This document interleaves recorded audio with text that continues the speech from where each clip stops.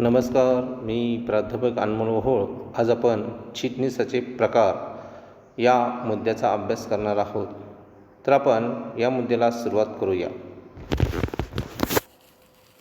चिटणीसाचे प्रकार. औद्योगिकीकरण आणि आधुनिकीकरणात वाढ झाल्याने विविध प्रकारच्या ज्या संस्था आहेत ह्या संस्था उदयास आलेल्या आहेत आणि त्यांच्या संख्येत झपाट्याने वाढ झालेली आहे. त्यामुळे अनेक संस्थांना अशा एखाद्या व्यक्तीची आवश्यकता भासू लागलेली आहे. आवश्यकता हा एकच अर्थ आहे, ज्यावर व्यक्ती आणि संस्था विश्वास आणि जबाबदारी ठेवू शकते. सचिवाची म्हणजे चिटणीसाची संकल्पनाही विस्तारली गेलेली आहे आणि जवळजवळ सर्व प्रकारच्या संस्थांनीच ती स्वीकारली आहे. चिटणीस हा संस्थेचा अथवा मालकांच्या सर्व जबाबदाऱ्या काय करतोय, पार पाडतोय. तर आपण चिटणीसाचे प्रकार यांचे वर्गीकरण बघणार आहोत.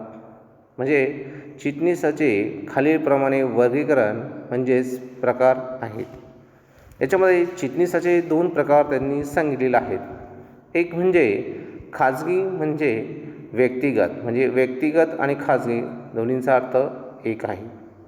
म्हणजे खाजगी चिटणीस आणि दुसरा आहे संस्थात्मक चिटणीस. इथे संस्थात्मक चिटणीसामध्ये प्रामुख्याने संस्थेचा उल्लेख त्यांनी केलेला आहे. मग कोणत्या संस्था आहेत ते बघूया. प्रथम आहे नफा हेतू नसलेल्या संस्थेचा चिटणीस. दुसरी त्यांनी संस्था सांगितली सहकारी संस्थेचा चिटणीस. तिसरी जी संस्था त्यांनी सांगितलेली आहे संयुक्त स्कंद प्रमंडळाचा चिटणीस किंवा तुम्ही त्याला कंपनी चिटणीस असे देखील म्हणू शकता. चौथी संस्था त्यांनी सांगितली आहे सरकारी खात्याचा चिटणीस. आणि 5वी जी संस्था आहे इतर निगम निकाय चिटणीस. लक्षात आलं. तर आपण चिटणीसातील पहिला प्रकार आहोत. पहिला जो प्रकार आहे त्याला आपण सुरुवात करणार आहोत. तर खाजगी चिटणीस. आता खाजगी चिटणीस म्हणल्यानंतर व्यक्तिगत चिटणीस हा देखील असणार आहे. म्हणजे खाजगी किंवा व्यक्तिगत चिटणीस हा सर्वात जुना प्रकार आहे, ज्यांची नियुक्ती आपल्या व्यवसायात अतिव्यस्त असलेल्या ज्या व्यक्ती आहेत त्या व्यक्तीकडून केली जाते. उदाहरणार्थ उद्योगपती, व्यापारी, व्यावसायिक यांच्याकडून त्यांचा पत्रव्यवहार करण्यासाठी किंवा सांभाळण्यासाठी किंवा इतर दैनंदिन कामे करण्यासाठी केला जातो. मग या खाजगी चिटणीसाची नियुक्ती कोणामार्फत होत असते ते आपण बघू. समाजातील अतिव्यस्त व्यक्ती आपली इतर कामे करण्यासाठी खाजगी चिटणीसाची काय करतात, नेमणूक करतात, ज्यामुळे त्यांना आपल्या महत्त्वाच्या कामावर अधिक लक्ष केंद्रित करता येते. म्हणजे ते काम पूर्ण होते. म्हणून अतिव्यस्त असणाऱ्या व्यक्ती कमी महत्त्वाची कामे करण्यासाठी व्यक्तिगत चिटणीसाची काय करतात, नेमणूक करतात. उदाहरणार्थ डॉक्टर्स असतील, इंजिनियर आहे, वकील आहे, चार्टर्ड अकाउंटंट आहे, सिने अभिनेता आहे, राजकीय पुढारी आहे इत्यादीकडून खाजगी चिटणीसाची काय केली जाते, नेमणूक केली जाते. आता ही झाली नियुक्ती. पुढे असणार आहे पात्रता. आता खाजगी चिटणीसाची पात्रता. खाजगी आणि व्यक्तिगत चिटणीसाची पात्रता कायद्याने कोणतीही निश्चित केलेली नाही. म्हणजे त्याने कोणत्याही शाखेची पदवी संपादन किंवा धारण करणे आवश्यक आहे. त्याचप्रमाणे त्यांचे भाषेवर प्रभुत्व आणि त्याला संगणकाचे ज्ञान देखील असणं आवश्यक आहे. लक्षात आलं. खाजगी चिटणीसामध्ये फक्त नियुक्ती कोणाकडून होणार आहे आणि खाजगी चिटणीसाची पात्रताही कोणती असणार आहे. लक्षात आलं. आता दुसरा जो प्रकार त्यांनी सांगितला आहे की संस्थात्मक चिटणीस. आता संस्थात्मक चिटणीस म्हटल्यानंतर लक्षात घ्या, हा चिटणीस फक्त संस्थेमध्ये जे कामं असतील हे कामं सांभाळण्याचा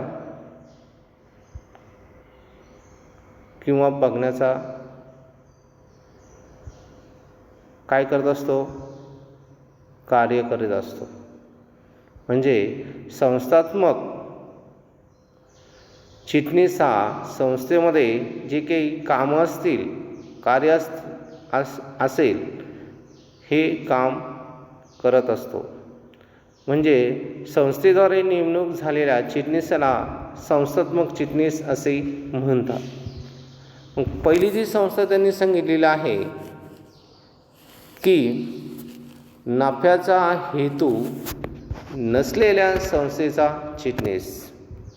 त्याच्यामध्ये ते म्हणतात नफाविरहित संस्था म्हणजे अशी संस्था की ज्याचा हेतू उद्देश नफा मिळविणे नसून सामान्य जनतेच्या हितासाठी सामाजिक, शैक्षणिक, सांस्कृतिक, कला, क्रीडा, आरोग्य यांना कायद्याने प्रोत्साहन देणे किंवा विकास करणे हा प्रमुख हेतू असतो.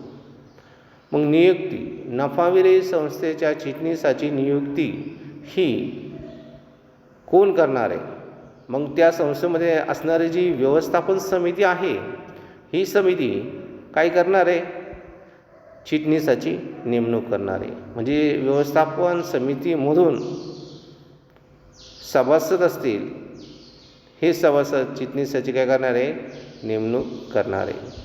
संस्थेचे आकारमान, स्वरूप यावरून पूर्णवेळ किंवा अर्धवेळ पगारावर अथवा मानधनावर त्याची नियुक्ती केली जाते.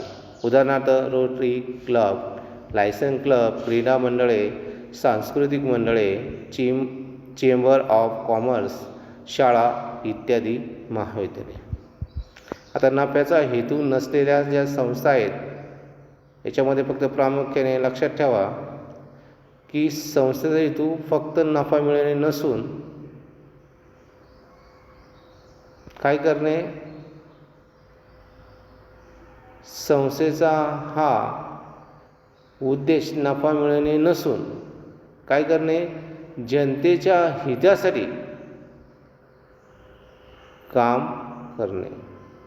मग याच्यामध्ये त्यांनी पात्रता सांगितली चिटणीसाची. नफाविरहित संस्थेच्या चिटणीसाची कोणतीही निर्धारित पात्रता नाही, परंतु चिटणीस संस्थेच्या संकल्पनेशी परिचित असला पाहिजे. त्याला पत्रव्यवहार, नस्तीकरण, संगणक इत्यादीचे मूलभूत ज्ञान असणे आवश्यक आहे. दुसरी संस्था त्यांनी सांगितली सहकारी संस्थेचा चिटणीस. किमान या संस्थेमध्ये 10 किंवा 10 पेक्षा जास्त व्यक्तींनी किंवा सभासदांनी, लक्षात घ्या, किंवा सभासदांनी एकत्र येऊन स्थापन केलेली किंवा सहकारी कायद्याअंतर्गत नोंदवलेली संघटना म्हणजे सहकारी संस्था. सहकारी संस्थेची स्थापना, नोंदणी महाराष्ट्र राज्य सहकारी कायदा 1960 नुसार करण्यात येते. संस्थेचा प्रमुख उद्देश हा सभासदांना सेवा उपलब्ध करून देणे आणि त्यांच्या हिताचे रक्षण करणे हा असतो. उदाहरणार्थ सहकारी बँका, सहकारी गृहनिर्माण संस्था आणि सहकारी ग्राहक संस्था किंवा भांडार संस्था. लक्षात आलं. तिसरी संस्था त्यांनी सांगितलेली आहे संयुक्त स्कंद प्रमंडळाचा चिटणीस. आता याच्यामध्ये त्यांनी काय सांगितलेलं आहे की स्कंद म्हणजे संयुक्त स्कंद प्रमंडळ हा एक व्यवसाय संघटनेचा प्रकार असून जी मोठ्या प्रमाणावर व्यवसाय करण्यासाठी सर्वात योग्य मानली जाते. कंपनीचा सचिव हा मुख्य अधिकारी मानला जातो. आधुनिक व्यापार संघटनेत तो महत्त्वाचा घटक आहे. मग या संयुक्त स्कंद प्रमंडळाच्या चिटणीसाची नियुक्ती कशी होणार आहे? संयुक्त स्कंद प्रमंडळाच्या चिटणीसाची नियुक्ती ही ज्यावेळी कंपनीची स्थापना केली जाते त्याचवेळी केली जाते. प्रामुख्याने दैनंदिन आणि कार्यकारी कामे पार पाडण्यासाठी त्यांची नियुक्ती केली जाते. त्याला संचालक मंडळाच्या नियंत्रणाखाली काम करावे लागते. कंपनी कायदा 2013 नुसार कंपनी सचिवांना मुख्य व्यवस्थापकीय कर्मचारी च्या व्याख्येत समाविष्ट केलेले आहे. कंपनी कायदा 2013 मध्ये मुख्य व्यवस्थापकीय कर्मचाऱ्याची ही संकल्पना मांडण्यात आली आहे की संचालक मंडळाला कंपनीचा दैनंदिन कारभार कार्यक्षमपणे पार पाडता यावा यासाठी काही व्यवस्थापक किंवा कार्यकारी अधिकारी यांची नियुक्ती केली जाते. पात्रता. कंपनी कायदा 2013 नुसार कंपनी चिटणीस हा institute of company secretaries of India, त्याला शॉर्ट फॉर्ममध्ये ICSI, त्याला मराठीमध्ये भारतीय कंपनी चिटणीस संस्था, हा तो संस्थेचा काय असला पाहिजे? सभासद असला पाहिजे. आणि त्यांनी सांगितलं आहे शेवटची ती संस्था आहे सहकारी संस्था. मग सहकारी खात्याचा म्हणजे सरकारी खात्याचा चिटणीस कसा असला पाहिजे, त्याची नियुक्ती कोण करणार आहे आणि त्याची पात्रता ही कोणती असणार आहे? सरकारी खाते म्हणजे जे खाते केंद्र व राज्य सरकारच्या नियंत्रणाखाली विविध मंत्रालयामार्फत काम करत असते.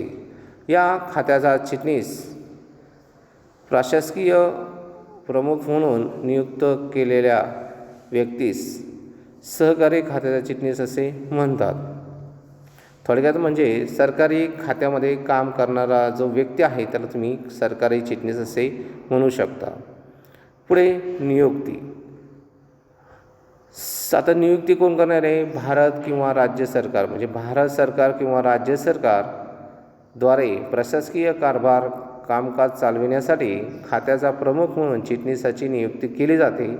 त्या खात्याचे चिटणीस प्रशासकीय प्रमुख म्हणून काम करतात. उदाहरणार्थ अर्थ खात्याचा चिटणीस, संरक्षण खात्याचा चिटणीस किंवा गृह खात्याचा चिटणीस इत्यादी.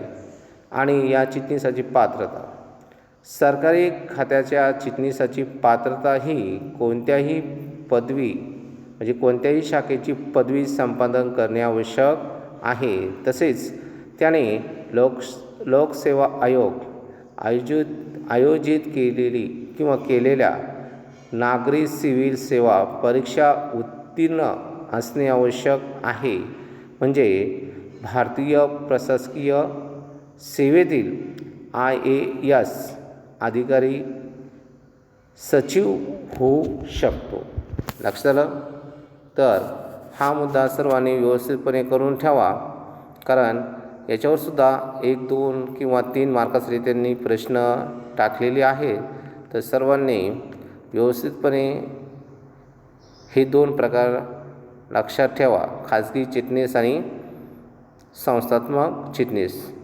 मग 1 मार्काचा प्रश्न ते विचारू शकतात, चिटणीसाचे प्रकार सांगा, तर आपण सांगू शकतो खाजगी किंवा व्यक्तिगत चिटणीस, आणि दुसरा प्रकार त्यांनी सांगितला संस्थात्मक चिटणीस.